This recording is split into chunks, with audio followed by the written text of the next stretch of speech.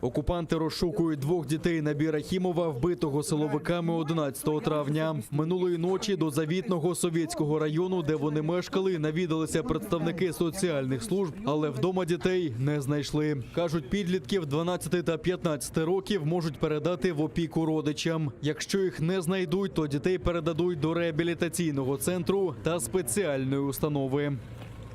Будет направление в реабилитационный центр по месту нахождения мамы.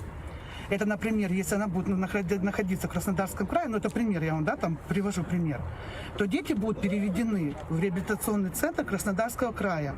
И когда решится вопрос об экстрадиции, передаче мамы там, через границу, то дети воссоединятся с мамой и переедут к себе домой. Они на территории Крыма не останутся.